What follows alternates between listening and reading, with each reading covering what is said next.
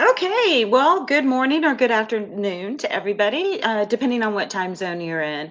If I haven't met you or you don't know me, my name is Wendy Ewers, and I've been doing a webinar series on the 5P framework. And today is our last part. It's about people, which is instrumental to any program. So, without further ado, I'm going to tell you a little bit about me and then we'll jump right in. Next slide. So again, my name is Wendy Ewers. I've had the honor to work for some great brands in my past. Considering myself top of mind and an expert in this space, I've been working on off-premise for over 20 years, and I've had the honor to work with brands like On the Border, Brinker International, Potbelly, Fogo. I also designed Payway as a consultant, and a few more. And so in my interim, in my job search, I'm available for contractor consulting, and what I profess in is strategic advisory, contract, as I said, or fractional leadership. My expert is guiding off premise operations. I do a lot of work with menu strategy, whether it be pricing or innovation, and then working with teams on the models and the return. Operational efficiency, very important. So I also have a lot of work where I can streamline order fulfillment, logistics, customer engagement, or SOPs for your operators. And then marketing and brand positioning, tailored marketing strategies, whether it's to attract, retain, or expand. So don't forget to connect with me on Catered LinkedIn. And then my email's also on the slide. Next slide. We'll jump in. So today's agenda is we're going to talk a little bit about people under the framework. And we're going to review build the right team structure, which is key. We're going to talk about training and empowerment, which is very important to success in keeping things simple. Some ideas on internal communication and culture. We're going to talk a little bit about partnerships, especially for logistics or fulfillment and third party in your vendor selections, but I will stay agnostic to those actual vendors. And then we'll wrap it up and we'll open it up for some Q&A. Next slide. Okay, so if you're new to my series, just to remind you on the 5P framework, it's about product, price, place, promotion, and today we're going to dive into people. If you missed one of the past webinars, you can visit any of those subjects on YouTube. So today we're going to talk about who we serve and who represents our brand. Next slide. So first you've got to define people. Um, People are the heart of every off-premise and catering program, as you know, because whoever is delivering your food is the first touch point of the person that the guest sees. Success depends on how the teams are trained, right? And how they're supported and how you can empower them to make every catering a success, every single touch point, right? From taking the order, so you might have different people that actually take the orders. You might have people that are cross trained to do both. They take orders and they actually execute and deliver and set up. Depending on what type of brand you are, you might have different service models, right? A basic delivery where you set everything out in natural progression, or you could even expand and do full service with what I call fancier equipment or even cook on site. So you need to make sure that the team is trained to deliver the experience that you've defined for your brand. And I always add a little bit of pro tip on each of these slides. And remember, your team is your brand, right? Each person that is coming into contact with the catering attendees or the contact is your brand experience. So invest in training. It is very foundational to make sure that the teams are set up for success and that it's emotionally tied to the experience that you want to deliver. No pun. Next slide. So you got to build the right team structure. So depending on the type of brand you are and the amount of different services that you offer, you want to make sure that you have clearly defined ownership across all of the parties, right? Who's doing what under marketing? Some brands have one person that does both marketing and off premise. Some brands have marketing as a function and an expert in off premise, and they need to collaborate. And that connection is key because they both bring something to the table as far as knowledge. Operations, the heart of everything, right? So you need to make sure you understand the operators, take their feedback, learn for them, and then the off-premise leadership. So because that infrastructure can be very unique and different based on your brand, you want to make sure that you all unite and determine who owns what. A little exercise that I've had success with is really just confirming roles and responsibilities for each of you, but of course, always bringing your expertise to the table and collaborating. So you assign accountability for execution at the restaurant and the field levels, right? So you also want to make sure that you have strong job descriptions. At one brand, we had different sales volume for different locations across the US. So we actually modeled out different roles and responsibilities based on their volume. And so we had a very flexible model because some stores that were doing not a lot of catering might not be able to be ready to invest in additional headcount. So we created a model to show them how they could leverage their current assets or staff and cross train them. And then fast forward to your most, what I call dominate and own areas, the areas you really want to grow in or you have a significant amount of sales. Those sometimes are a larger team, and you want to make sure that you have clear roles and responsibilities for each of those people within that department. And then ensure cross-functionally collaboration again is key, right? So catering is all about great production, making sure nothing's forgotten, that you have packing lists, and really creating strong relationships with the kitchen because they're going to be the empowered individual that helps you get out the door on time with the right items to be successful at your catering event. And then the guest service team, if you have that at your brand, right? Is it the catering salespeople? Is it the cross-chain catering person? Or is it a separate team? So you want to make sure that you guys are all united in delivering the same experience for each of your customers. And then a little pro tip here is clarity drives performance. Like I said, make sure that you've modeled out who does what and learn from your operations. If you're newer to catering, get out there and get hands on with the actual types of orders that you're either delivering or set it up. Listen to those people that are working and then formalize SOPs, which are standards of procedures to make sure that you're winning and keeping it simple. So clarity drives performance, right? So when you really can model those out and give a great training kit to every store, everyone knows who owns what. Your execution is improved and then morale improves because everyone wants to know what they're doing and everyone wants to succeed. Next slide. So, as I continue to talk about training and empowerment, provide consistent training for all team members, as I've mentioned. You don't want to train just the what, but the why. I'm a big advocate in explaining why our training is the way it is or why we do something that we do. It could be because the brand has decided this one piece is very important to our brand experience. Just one of hundreds of examples is I love the idea of a handwritten thank you note after catering. Well, explain to the team members why you think that's so important. Why I think it's important is because it's very rare, right? And it's just showing gracious, extent to the customer that actually booked with you. And to follow up like that is very unique in today's digital driven to have an actual handwritten note. You always want to encourage hospitality mindset. It extends beyond the walls, right? Because off premise is very important. You've got anywhere from 20 to 100 guests that you're going to be presenting the brand to. So, more so than ever, you've got to make sure that the guests are welcomed and that hospitality is the core of everything that we do. During training, we also, and you can use role play as a way to empower them, right? Let them work with the other people as they get stronger at their skill sets. And then recognition in the restaurant industry is huge. So as you do successful orders and execute catering, make sure you brag about the work that the employees did, and people will want to follow because they want to be part of that. The Pro Trip is empowerment. Teams deliver better experience when they feel empowered. Who doesn't? And when employees understand the impact that they have, that this is a growth vehicle, this is another way to present the brand to different guests, they too will be charged with empowerment.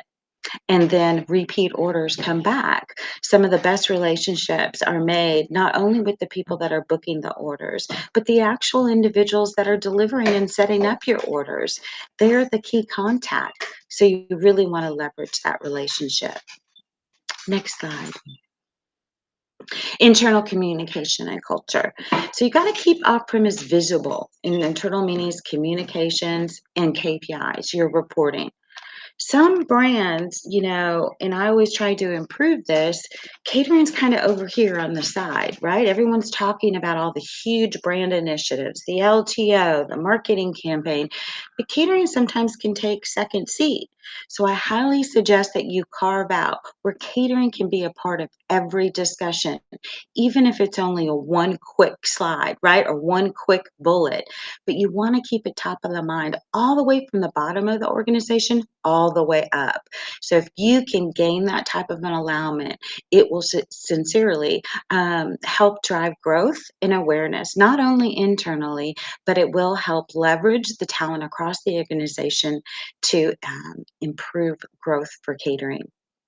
And then, as I said, you're going to celebrate the employees, but also celebrate catering. So, if maybe there's not something huge going on and there isn't a specific marketing campaign for catering or, a new tech widget or a new process or a new partner, share the wins. So, a lot of brands have what I call a weekly communication. It's usually like a newsletter.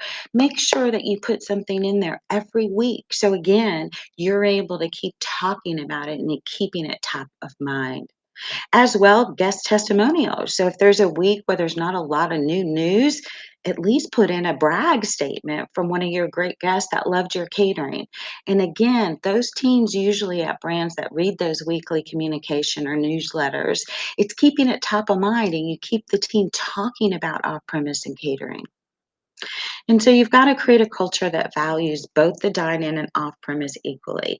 You can't be charged with trying to carve out, it's only important to you as the catering. You've got to integrate it, right? It's one brand, one mission, and it takes a village. So the more you can do to integrate it, the better success that you'll have. What guest gets celebrated gets repeated, right? That's just an old school kind of known thing. And shine again on spotlight of the off-premise success to keep the momentum high. Again, whether it be a testimonial from the guest, whether it be the return, because as many of you may know, average orders in catering are very large and sometimes more lucrative. And sometimes, general managers or the ops folks don't think it's profitable, you've got to continue to keep the momentum high by sharing with them all the different benefits that catering can have, whether it's interacting with new guests that may have never known the brand, whether it does have better flow through and can impact their margins positively if you have solid training and you're using your existing assets and leveraging those. So keep momentum always high. Next slide. Partner collaboration is key, and so I'm going to go through this whether some brands do their own delivery or fulfillment and some outsource staff.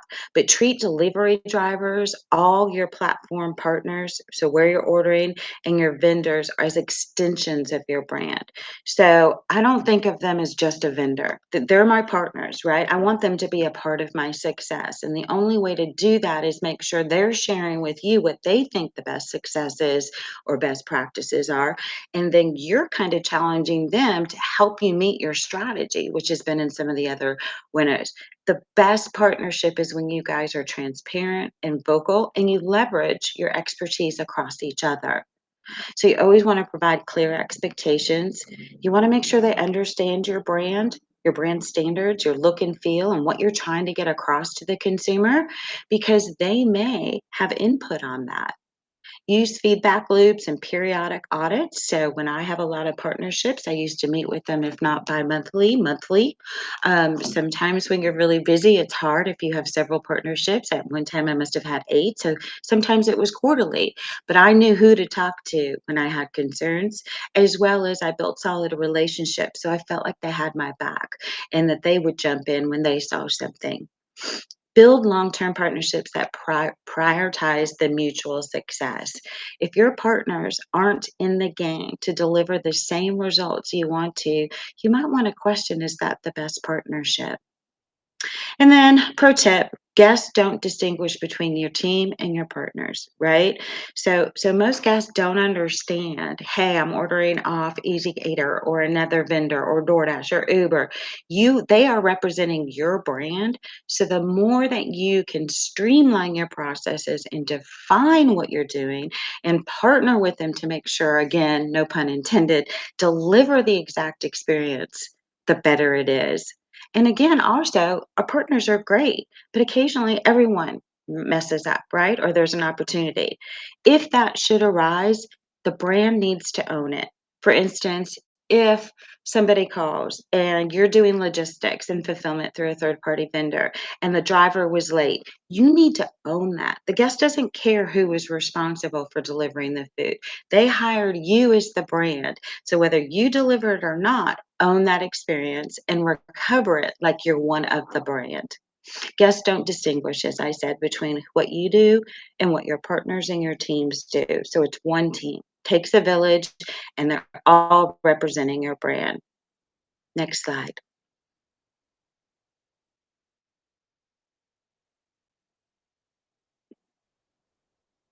Next slide. So, to wrap it up a little bit on people before we open it up to Q&A, people are the engine, right? Like you know that. If you're an operator on the call, the core of hospitality is the people, the servers, the cooks, the managers. They're the people that are coming in contact with the guest. So you've got to know that just for off-premise as well as you would for dine-in. Hire for hospitality and then train for excellence. And like I said, recognition and reward empowers the team, and more people want to be a part of that positive culture.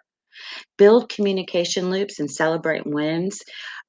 Post things, use the weekly communication. Go back to the location if the catering went well and brag to everyone and applaud. It's the simplest things that can help continue to drive this empowerment culture. And then make sure you align partners and internal teams around a shared guest mission. And that's really what you want your brand experience to be for all the different types of services you may offer.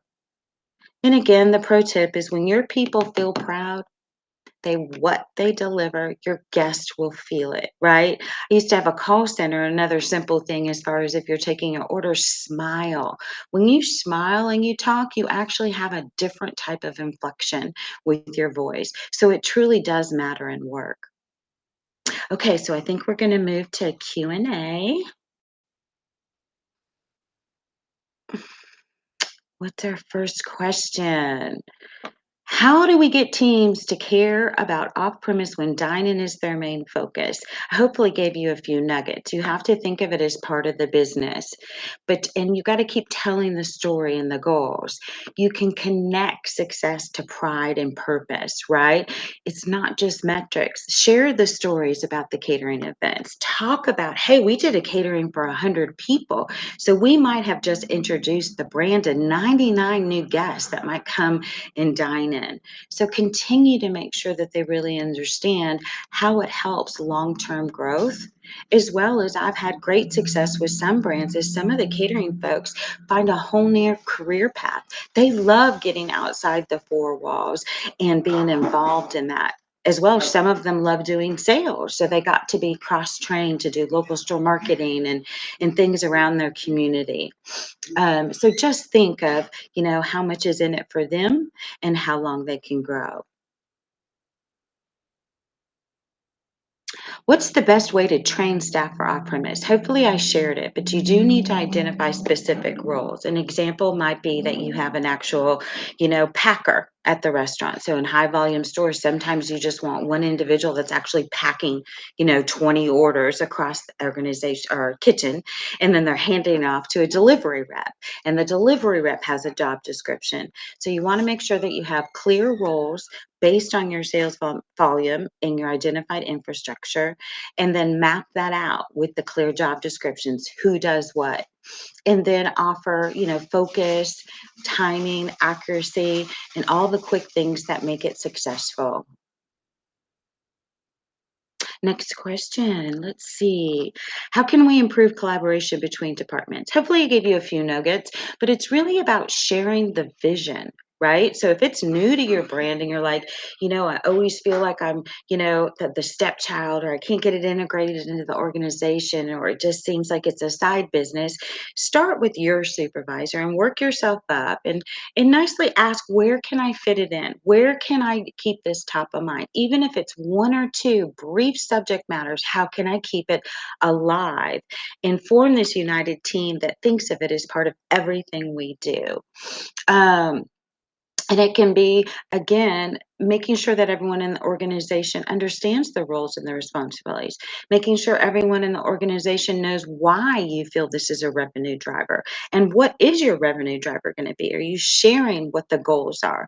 Again, if you use the 5P framework, you can then do models where you can say, I want to take catering from 2% of sales to 6%, and you want to have this huge goal and own the experience. You want to share that story. And just keep in mind, sometimes if you're the catering expert or the off-premise expert, other people you work with across the organization might not have the same vernacular and language. So as you're talking to these people that you're going to partner and collaborate with, make sure that you ask them, am I using terms that you're comfortable with? And at some point, you either have a glossary of different terms because they have terms that they use sometimes that the off-premise expert doesn't know, or the world of acronyms, and make sure to keep the language simple. Next question. How do you manage third-party delivery drivers who don't work for us? So I hopefully gave you some nuggets. How you've really got to make sure you have standards, and in your selection process of those vendors, you want to pick the best of the best and the partners that are willing to make sure that they deliver, no pun intended, but that they're willing to go the extra mile and understand truly what is the experience that you want the guest to have from your brand. Whether that's set out additional menus or cards, but you're going to have a spec or an expectation of what they need to do, and you want a way that you can audit that, and you want to make sure that they're willing to represent your brand at 100%. And that's very important to continuing that partnership because you only get one chance in catering. So if your folks and your staff isn't delivering, it is very important that you're picking the most reputable partners to represent your brand. And there's some great partnerships on Cater LinkedIn, so check them out. Next question. What's the most important quality to look for when hiring off-premise staff? Like I said, you can train people. So you want people that are excited, can work on their own, are comfortable getting out in the community, think on their feet. Because what's in catering, you've got a bunch of different things that are going on, right? You could hit traffic, you could get locked in the elevator, which is a true story. So you want to make sure you select people that are comfortable, right? That adjusting, that they're flexible, that they love talking to guests, that they're about details, right? Because everything they pack up in the restaurant's got to get into their vehicle or the partner's vehicle. And then when they're on site, they need to make sure everything is set out. And even that, if we're all human and they forget something, they need to be comfortable in walking up to the contact and saying, oh gosh, I'm so sorry, but I forgot this. But they rectify it, right? They say, I'm going to immediately bring this back. And because of the I lost my train of thought. It's in the morning.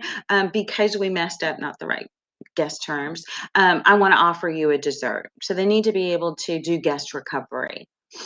Next question. Oh, we're it. Well, I hope that for the people that joined today, that I gave you some value in understanding how to succeed and set up people as part of your 5P framework. And as I said, just check out YouTube for the other series if you've missed them, and hope everyone has a wonderful day.